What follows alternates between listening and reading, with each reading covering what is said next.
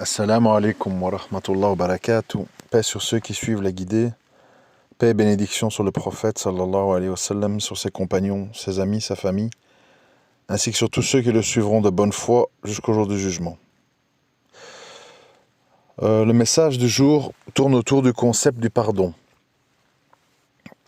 Trois choses à dire là-dessus. Donc comme vous le savez, c'est un des noms d'Allah, c'est le pardonneur, Ar-Rahman. Dans la sourate Al-Fatiha, qu'on répète le plus, il y a Ar-Rahman, Ar-Rahim. Donc, il faut bien comprendre une chose, le pardon, c'est un concept extrêmement élevé en piété. Sans doute, bon, c'est un peu peut-être présomptueux de dire ça, mais c'est sans doute un des concepts et une des caractéristiques les plus inaccessibles à l'être humain. Un être humain, il peut avoir la sensation qu'il est puissant, il peut avoir la sensation qu'il est juste, il peut avoir la sensation qu'il est généreux, vous voyez ? Mais quand vous réfléchissez bien, profondément, le pardon, selon moi, est extrêmement complexe, voire impossible pour l'être humain. Parce que le pardon est tellement en opposition avec notre nature organique qui fait que c'est un concept qu'on voudrait, comme on voudrait tous les autres attributs, hein, parce que ce sont des noms qui nous sont interdits. On ne peut pas s'appeler Rahman, on s'appelle Abdel Rahman, Abdelrahman, pas aussi.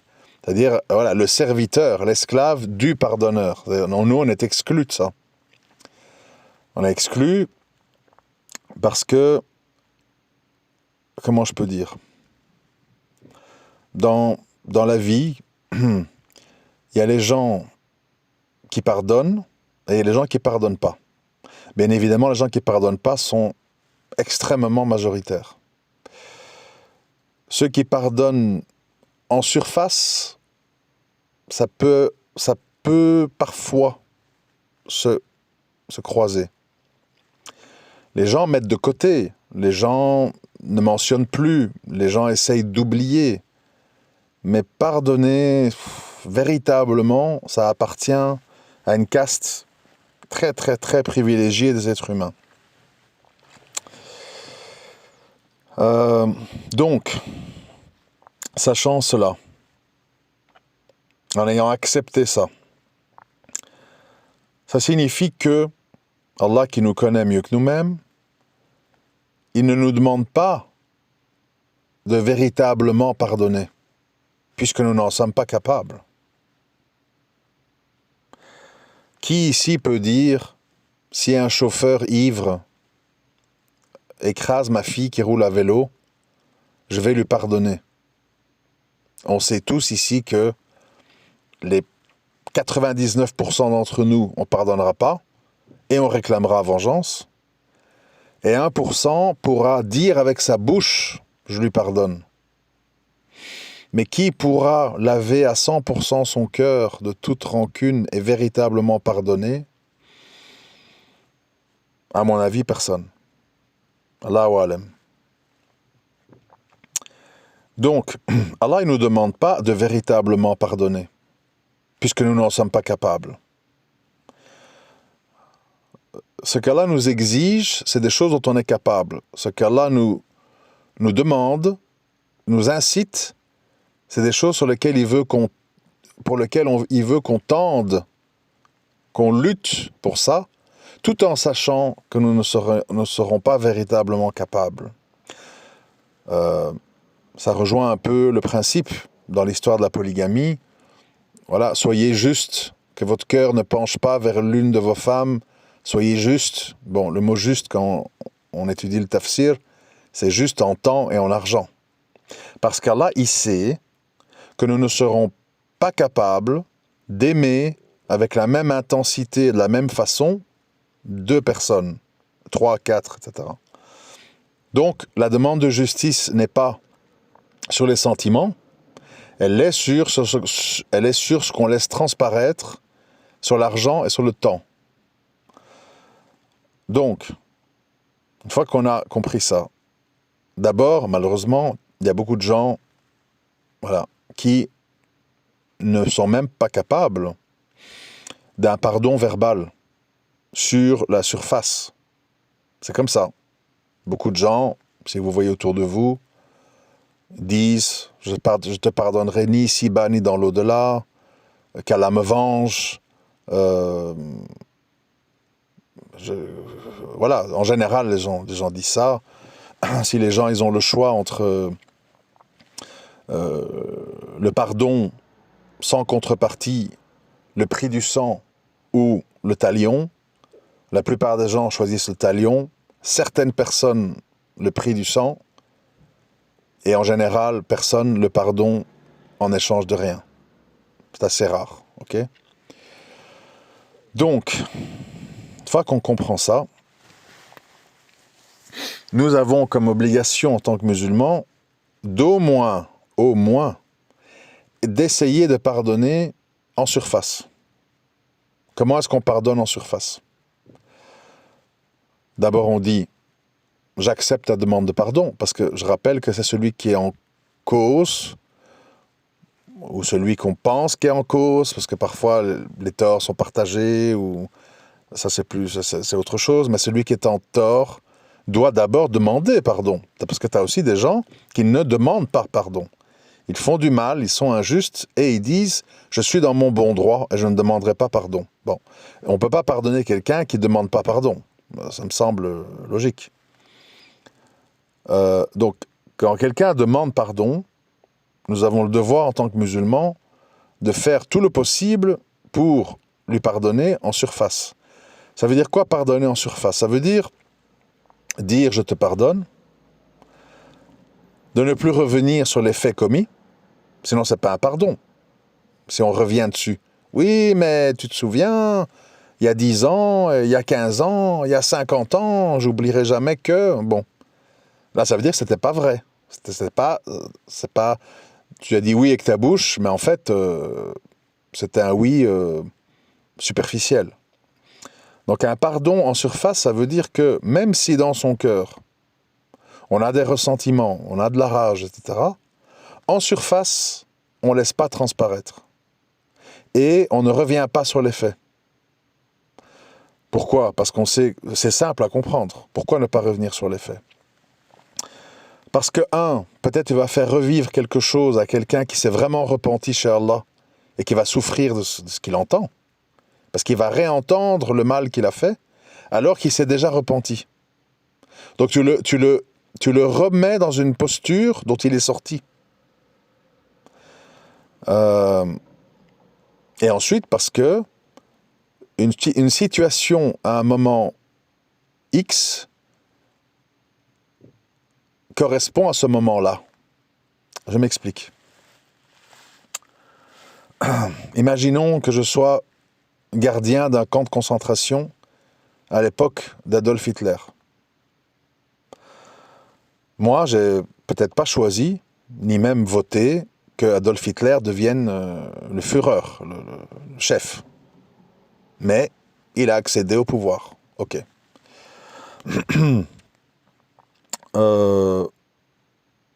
Moi, j'ai pas eu, au moment des ordres que j'ai reçus, j'ai pas eu la force de caractère de m'enfuir de l'Allemagne, de désobéir. J'ai accepté de garder le camp de concentration parce qu'il détenait le pouvoir, parce que je voyais pas comment faire autrement, parce que j'ai cru aux thèses nazies à un moment déterminé, et donc j'étais content de travailler pour les nazis et de renforcer le nazisme. Et donc, j'ai accepté cette tâche injuste qui était de garder des innocents dans un camp de concentration. Après ça, peut-être, ou pas, mais je dis peut-être que j'ai réalisé l'ampleur du drame auquel j'ai participé. je me suis repenti. Et j'ai réalisé que j'ai fait ce que j'ai fait à cause des circonstances liées à l'époque où Hitler avait le pouvoir. Aujourd'hui qu'il est mort, que le nazisme n'existe plus, ça fait 5, 6, 10 ans qui sont passés, et que je me suis vraiment repenti, et qu'en dehors de ça, je suis quelqu'un qui suis un bon père, un bon mari, un bon citoyen, j'aide les pauvres, je visite les malades, etc. Si toi tu viens 10 ans après, et tu dis « Je te reconnais, c'est toi qui gardais le camp nazi, et je te pardonnerai pas, et je vais te dénoncer, sale nazi, etc. » Le fait que tu dises ça, on peut le comprendre, bien évidemment. Mais tu dis quelque chose parce que tu as une rancœur, tu as un désir de vengeance, tu as un désir de dénonciation. Mais tu dis ça dans un contexte qui n'est plus le même, en fait. Cette personne a évolué, cette personne s'est peut-être repentie. Et le fait de le dire, c'est... Je sais pas comment expliquer, c'est que tu veux faire revivre une situation du passé dans le présent. Alors je ne dis pas, parce qu'on va me dire, ouais, mais alors quoi, toutes les enquêtes de police, justement, visent à arrêter des gens pour des faits commis il y a 5 ans, il y a 10 ans, il y a 15 ans. Il y a des gens qui sont attrapés, je crois, dans la mafia italienne, 30 ans après qu'on a fait un mandat d'Interpol, et on les retrouve au Portugal ou en Serbie, on les reconnaît dans une vidéo de surveillance, et ils sont arrêtés, ils ont 70 ans, les faits dataient de quand ils avaient 40 ans. Donc, la réalité de la vie, c'est qu'en fait, l'être humain a un désir de vengeance, en général. L'être humain n'envisage pas, ne veut pas aussi envisager qu'une personne a pu se repentir et qu'elle ne se reconnaît plus dans les actes ou les paroles qu'elle a dit à une certaine époque. L'être humain revit les choses et revoit dans la même personne qu'au moment des faits. Alors qu'on ne sait pas, en fait. Fondamentalement, on ne sait pas. Quand ici en Belgique, comment ça s'appelait, je ne sais plus son nom, enfin bref, quand la femme de Dutroux, donc qui n'a pas nourri les petites filles qui sont mortes de faim, etc., a été libérée, après je crois 15 ans de prison, les gens, ils avaient la rage. Elle ne peut pas sortir, ils ont été devant le couvent où elle allait être logée, on ne veut pas qu'elle soit dans notre commune, chassez-la, criminelle, etc. Bon, de nouveau, je répète, je comprends. Je peux comprendre, je suis pas... Mais la réalité, c'est que ni vous, ni moi, ni ces gens qui étaient là dehors ne savent véritablement où en est cette femme. Est-ce qu'elle s'en fout? Est-ce qu'elle s'est repentie? Est-ce qu'elle en est fière? Je ne sais pas, moi. Pire, quoi. Ça peut arriver. Il y a des gens qui font des injustices et ils en sont fiers. Mais on ne sait pas, en fait. Et imaginez-vous la situation. Il faut s'imaginer parfois dans la vie. Demain, vous allez faire vos courses, et puis vous arrivez à votre voiture, vous allez mettre les sacs dans le coffre, etc. Et à côté de vous, il y a là une voiture, et il y a cette femme qui sort de là, qui va faire ses courses, comme vous. Mettez-vous dans la situation. Et vous avez suivi cette affaire, vous êtes remonté contre Dutroux et sa femme, vous savez tout ce qui s'est passé il y a maintenant 30 ans. Que si ça arrive vraiment, qu'est-ce que vous allez faire, en fait? Qu'est-ce que vous allez dire? Soit vous allez être stupéfait. Oh, j'ai vu cette femme. Oh là là, c'est dingue. Bon. Soit vous allez l'apostropher. Je t'ai reconnu. Honte à toi. On n'oubliera jamais. L'enfer t'attend, etc. Ou soit on la voit et on dit, bon, elle a commis un acte infâme. Mais 30 ans sont passés. Qui est-elle aujourd'hui, en fait? Moi, je la vois comme monsieur et madame tout le monde. Elle est là avec son son pull, son chignon. Ça a l'air d'une femme comme une autre, en fait. Et tu vas être un peu face à la situation, ce n'est plus un mythe loin de toi comme ça. Tu es devant un être humain, tu vas dire, bon,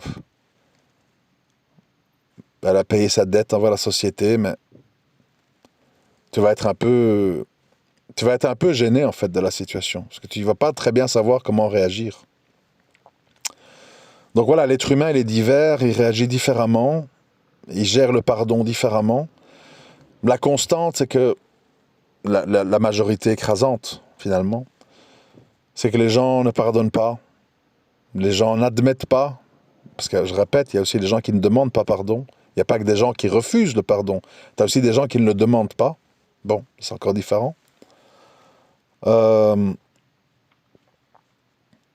L'humain, donc souvent, déjà, ne demande pas pardon, parce que fierté, orgueil, j'avais mes raisons, oui mais ceci, oui mais cela, donc il ne demande pas pardon.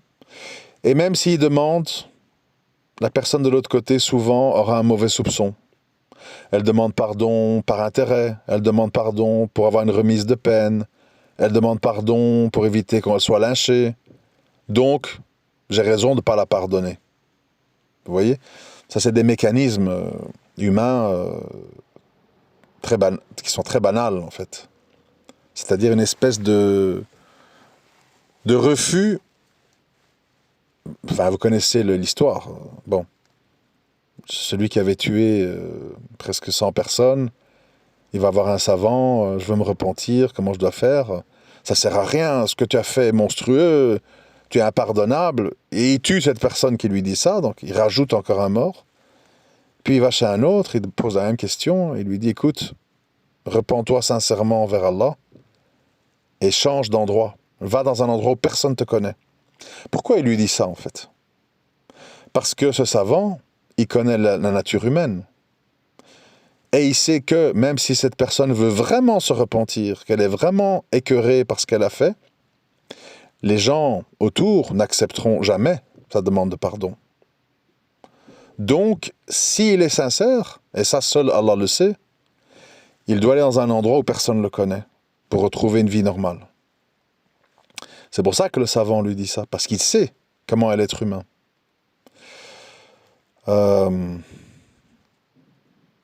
Souvent on dit, ça paraît très bateau, ça paraît très banal, mais ça ne l'est pas du tout, qu'on devrait être capable de pardonner comme on aimerait être pardonné. Les gens voudraient tous être pardonnés.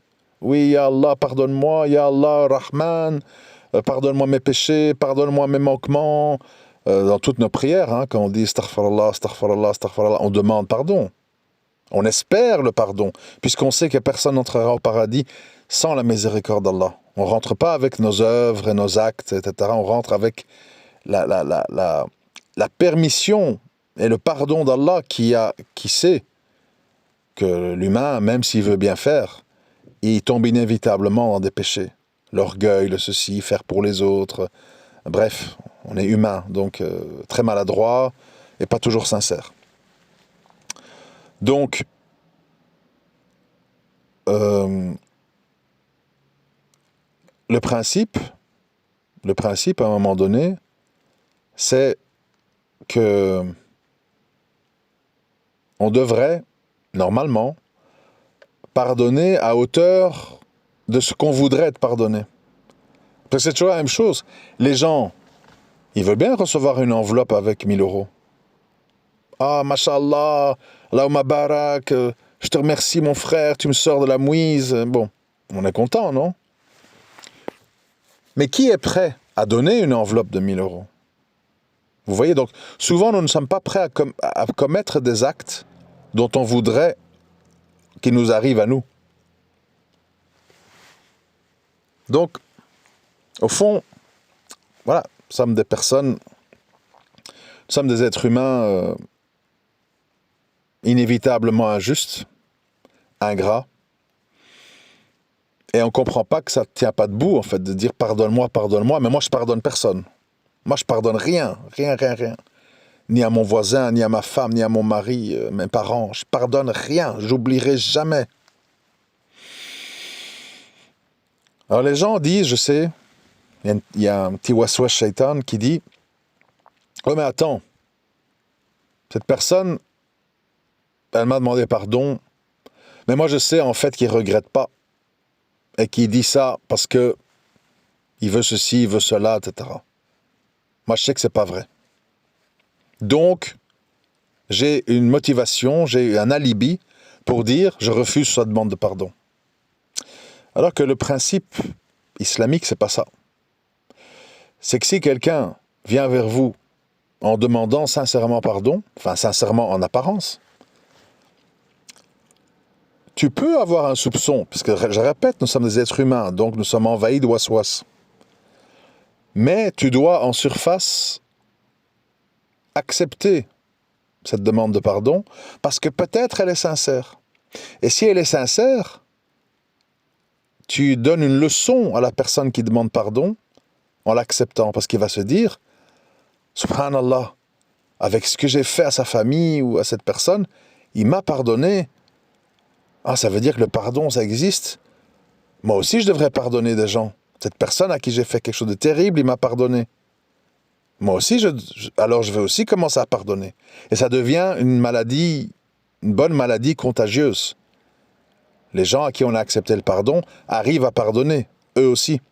Mais si vous n'arrivez pas à pardonner, la personne, vous la laissez dans sa situation, ou vous la replongez dedans au cas où il s'est vraiment repenti. Donc, dans tous les cas, il faut accepter verbalement la demande de pardon, parce qu'en fait, vous n'avez pas grand-chose à gagner à la refuser. Pourquoi vous ne gagnez pas? Parce que si vous avez tort, vous n'avez pas pardonné un repentant, et si vous avez raison, ben vous avez quand même quelqu'un qui a essayé de faire semblant. Mais le fait qu'il ait menti et que vous ayez dit non, ça ne vous a pas rapporté grand-chose, finalement. Donc ça ne valait pas vraiment la peine de dire non, je ne te pardonne pas. Donc, le pardon, c'est quelque chose de terrible parce qu'en fait, ça demande de... Comment je vais dire ça? Ça demande d'enfermer dans une sorte de coffre un paquet plein de douleurs. Et en général, quand on a des douleurs, on veut se déverser. Mettez-vous en situation. Quand un malheur vous atteint, perte d'argent, perte d'amour, perte de ceci, bon, ou bien ce qui se passe à Gaza, quand un malheur vous atteint, l'humain, il veut s'étaler. Il veut parler. Tu sais pas ce qui m'arrive, il m'a fait ci, il m'a fait ça, j'en peux plus. Les gens, ils veulent étaler leur souffrance, étaler leur situation. Le fait de l'enfermer et de la ranger dans un coffre au fond d'une cave, ça nous demande d'aller contre notre nefs, qui veut pouvoir dire « Regarde la vidéo, regarde ce que font les juifs, regarde, c'est terrible, c'est salaud, qu'Allah les maudisse, qu'Allah les punisse. » Vous voyez? On a besoin pour expulser de notre corps toute cette tristesse, toute cette rancune, toute cette rage qu'on a face à des injustices. On a besoin on dit ça en français, se déverser. On a besoin de se déverser. On ne voit pas les choses sous un autre angle. Parce que ça demande des efforts et ça demande d'aller contre son ego.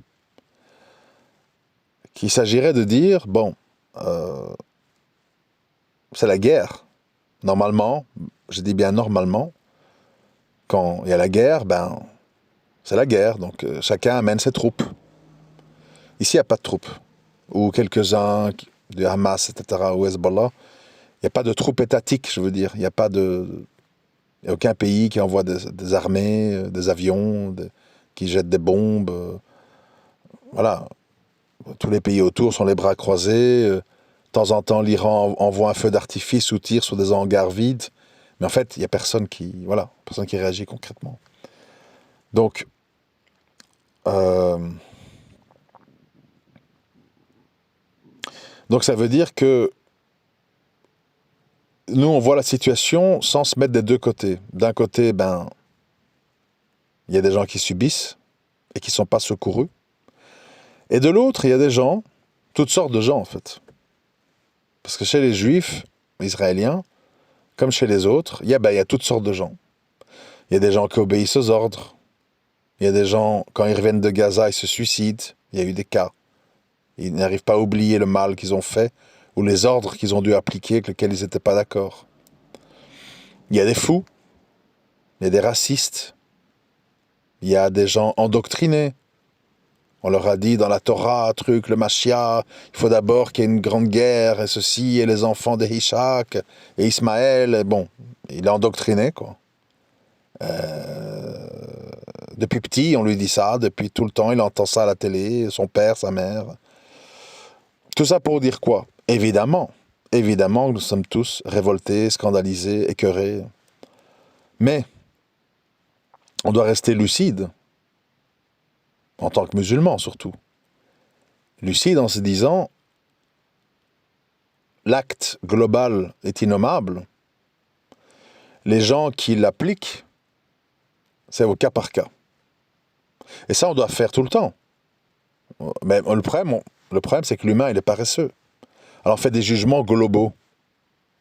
À tous les gens de Daoula, tous les gens de Ahrar Shem, tous les Afghans, tous les talibans, et tous les Marocains, et tous les... Bon, vous voyez? On fait des jugements globaux. Pourquoi? Parce que c'est plus simple que de faire des jugements au cas par cas. Cas par cas, ça demande de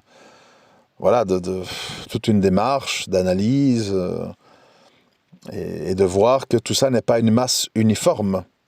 C'est un agglomérat de gens différents qui sont là et qui font ce qu'ils font pour des raisons différentes.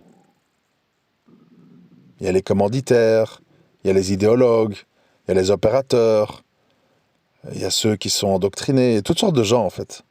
Il y a des fous, il y a des sadiques, etc., etc. Et dans la vie, en fait, en général, on n'a pas grand-chose à gagner à refuser le pardon. On n'a pas grand-chose à gagner. On peut réclamer, c'est dans l'islam, donc il ne faut pas me faire dire ce que je n'ai pas dit, on peut réclamer justice. On peut réclamer une peine, ou le prix du sang, ou un pardon sans rien en échange. On peut faire plusieurs choses. Mais le fait de ne jamais pardonner, d'ailleurs, je vous rappelle un concept islamique. Je crois que c'était une femme, je ne suis pas sûr, mais il y avait une femme qui avait trompé son mari, etc. Elle s'est dénoncée elle-même, elle a été lapidée. Puis les gens, ils parlaient sur elle. Le prophète, il s'est fâché. Il dit, mais vous n'avez pas honte? Cette femme, elle s'est dénoncée. Elle a demandé la peine. Elle a préféré payer ici-bas que dans l'au-delà. Et vous parlez sur elle. Peut-être qu'elle est mieux que vous tous ici. Parce que nous, ici, on fait des péchés. Et souvent, on ne demande pas pardon. Et on continue. Et on justifie. Vous savez quelle démarche c'est de commettre un péché tel que zina, et puis de se dénoncer en sachant qu'il y a la peine capitale derrière, et de réclamer la peine? Ça veut dire que tu as une grande foi, mais que tu as eu un moment de faiblesse grave. Mais tu as une grande foi. Donc, il faut faire attention. Faire attention. Faites attention au pécheur qui s'est repenti. Faites attention au pécheur qui a accepté la conséquence de ses actes et qui a payé par des années de prison, par des coups de fouet, ou je sais pas, qui a toutes sortes qui a accepté ça et qui a dit, Ya Allah, tu n'es pas injuste, j'ai mérité ce qui m'arrive et je me repens auprès de toi. Attention de critiquer cette personne. Mais évidemment, nous sommes des êtres humains et donc on a des limites plus ou moins élevées. Mais il faut bien méditer dans cette affaire. Qu'est-ce que j'ai à gagner à ne pas pardonner? Qu'est-ce que j'ai à gagner à ressasser, à revivre une situation qui appartient au passé, et peut-être la personne qui m'a fait subir ça, peut-être qu'elle n'est plus la même. Peut-être qu'elle est pire, hein, je n'ai pas dit ça. Hein. Elle peut être pire. Oui, il y a des gens, ils s'enfoncent. Ils sont encore pires. Je parle où c'est, dans le cas où c'est pas comme ça. Qu'est-ce que j'ai à gagner, en fait? Je vais gagner quoi? Je vais revivre un truc du passé, je vais me faire du mal, je vais avoir de la violence qui monte en moi, je vais être vulgaire, je vais perdre les contrôles de mes sens, je vais basculer dans des choses dangereuses, peut-être la vengeance, le crime, etc. Donc l'islam, en fait, Allah Azawajal nous appelle en fait à pardonner. Et si on ne sait pas pardonner, à réclamer justice avec mesure, avec discipline, sans enthousiasme. Vous savez, si moi demain on me demande d'appliquer la peine de mort sur le pire des criminels, violeurs d'enfants, trucs, machin, je sais pas quoi, cannibales, bon. Il n'en reste pas moins, tout aussi horrible ce que le type a fait, que pour moi, ça va être très dur d'abattre un sabre sur le cou d'un être humain. Ça va être très dur. Parce que cet humain, tu le vois, il a des yeux, il te regarde. Peut-être qu'il t'implore, peut-être qu'il pleure. C'est très dur. C'est très dur, en fait, de faire souffrir. Ça signifie que quoi? Où est-ce que je veux en venir? Dans la vie, quand on a l'occasion de pardonner, quand on y arrive, au moins en surface, il ne faut pas manquer l'occasion, en fait. Parce que si on ne le fait pas, on ne gagnera pas grand-chose, et au contraire, on vivra une torture personnelle. Si on ne peut pas, on ne peut pas. Mais attention, si on ne peut pas pardonner, il faut se venger ou appliquer les peines dans un cadre très strict, que la haine d'un peuple ne vous rende pas injuste. Si un jour on prend le dessus sur les Juifs en Israël, et qu'on les tient dans des prisons, je sais quoi, ce qu'ils ont fait ne nous donne pas le droit de faire comme eux. Prendre des jouets d'enfants, rigoler, les jeter en l'air, tout déchirer dans les maisons, danser dans des mosquées, uriner, déféquer. Nous, on n'a pas le droit de faire ça. Notre haine ne doit pas nous aveugler. Et, je répète, si une occasion de pardon se présente, essayez de pardonner au moins en surface. Parce que peut-être la personne qui demande le pardon, elle est sincère. Vous ne savez pas. Allah, il sait. Mais vous n'allez rien perdre chez Allah de l'avoir pardonné. Allah va vous dire, le jour du jugement, cette personne t'avait fait une grande souffrance dans le cœur, et tu es arrivé à passer outre et à pardonner, eh bien, sache que tu as bien fait, parce que cette personne, elle a vraiment regretté ce qu'elle a fait. Et elle s'est vraiment repentie, elle est vraiment devenue quelqu'un d'autre. Tu as eu raison de lui pardonner. Ou, tu l'as pardonné, cette personne, en fait, elle faisait semblant, elle voulait te manipuler, elle n'était pas du tout dans le regret, mais toi, tu as quand même eu la force de pardonner, dans le doute, donc tu as une grande valeur. Tu es arrivé à surpasser ta nature humaine profonde. Bon, c'est c'est un sujet très complexe, puisqu'on n'en est pas capable, mais qui demande de bien réfléchir. Qu'est-ce que j'ai à gagner? Est-ce que j'aimerais pas qu'on me pardonne comme on me demande de pardonner? La personne que j'ai devant moi, est-ce que c'est la même qui a commis des actes il y a 20 ans et il y a 30 ans? Ou entre-temps, elle a changé, elle a évolué, elle s'est rendue compte de certaines choses. Ce qui peut aider à pardonner, je vais conclure là-dessus, ce qui peut aider à pardonner, je vais vous dire c'est quoi. n'importe quoi, même les pires choses. C'est de se dire, cette personne a fait ça, parce que peut-être, à ce moment-là de sa vie, dans cette situation bien déterminée, elle n'a pas eu la force, le courage de s'empêcher d'être injuste. Ce qu'elle a fait ou ce qu'il a fait est mal, m'a fait mal, mais je ne sais pas dans quel état mental était cette personne-là à ce moment-là pour faire ce qu'elle a fait. Je ne vois que l'acte. Je vois l'acte tel qu'il est. Mais je ne sais pas la personne qui l'a fait, où elle en était dans sa tête. Est-ce qu'elle était sous l'emprise de stupéfiants? Est-ce qu'elle était endoctrinée? Est-ce qu'elle a été contrainte de le faire? Je ne sais pas en fait. Et comme je ne sais pas, moi j'ai pas envie de vivre dans la rancune et la haine, je préfère donner le bénéfice du doute. C'est la seule méthode pour faire un pardon en surface. Essayer de se mettre à la place de celui qui nous a fait souffrir et d'essayer de trouver des raisons pour lesquelles il a fait ce qu'il a fait. Si on ne sait pas faire ça, malheureusement, les portes du pardon sont scellées et on est enfermé dans sa haine et ses rancunes. Et la personne qui en souffre le plus, c'est pas l'injuste ou le criminel, ça sera vous, qui nagerez dans vos rancunes, dans votre rage, dans vos souvenirs, tandis que l'autre, s'il est malfaisant, qui n'est pas repentant, lui, il vit sa belle vie, quoi.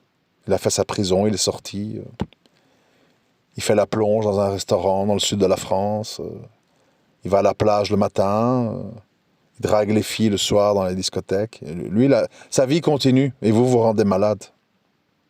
Qui perd, vous? Lui, il s'en fout, en fait, que vous ne lui pardonnez pas. Lui, il s'en fout que vous avez des rancunes. Il continue à vivre sa vie, en fait. Et vous pourrissez la vôtre. À très bientôt, Inch'Allah. Assalamu alaikum wa rahmatullahi wa barakatuh.